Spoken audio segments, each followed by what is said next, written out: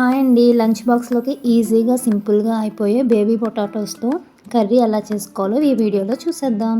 ఇంకెందుకు మరి ఆలస్యం, వెల్కమ్ టు మై ఛానల్.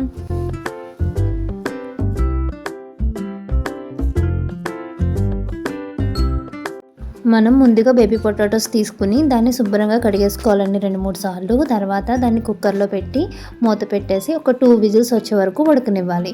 అంతకన్నా ఎక్కువ విజిల్స్ వస్తే పొటాటో అనేది స్మాష్ అయిపోతుంది. నేనైతే ఇక్కడ దుంప పలంగానే కర్రీ చేస్తున్నాను కాబట్టి నాకు 2 విజిల్స్ సరిపోతాయి.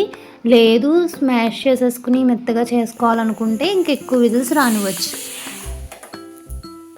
తర్వాత మనం కొద్దిగా చింతపండుని నానబెట్టుకోవాలి.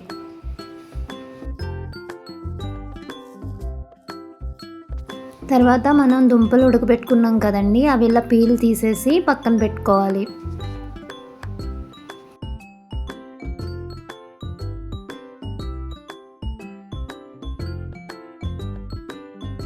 తర్వాత మనం గ్రేవీకి 2 ఉల్లిపాయలు ఇలా చిన్న చిన్న ముక్కలుగా కట్ చేసుకుని దాన్ని మిక్సీ జార్లో వేసుకుని కొద్దిగా ఉప్పు, కారం, జీలకర్ర ఇష్టం లేని వాళ్ళు స్కిప్ చేసేయచ్చండి. నేనైతే కొద్దిగా జీలకర్ర వేసుకున్నానండి. అలాగే కొంచెం కొత్తిమీర వేసి మెత్తగా గ్రైండ్ చేసుకోవాలి.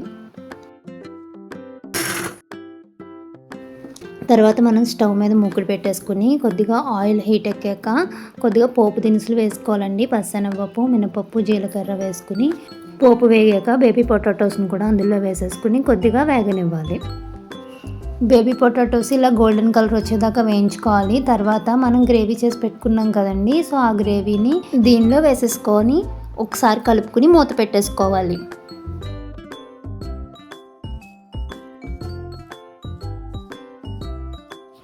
ఈ గ్రేవీ నూనెలో కొంచెం మగ్గితే టేస్ట్గా ఉంటుందండి. ఉల్లిపాయ పచ్చివాసన అది పోతుంది. సో కొంచెం నూనెలో మగ్గనివ్వాలి కాసేపు.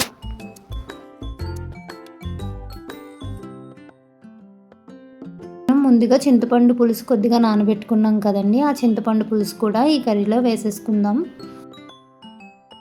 కాసేపు ఈ చింతపండు పులుసు పోసాక మనం కర్రీని ఆ వాటర్లో ఉడకనివ్వాలండి. సో అలా కలుపుకున్నప్పుడు జాగ్రత్తగా కలుపుకపోతే కనుక పొటాటో అనేది స్మాష్ అయిపోతుంది.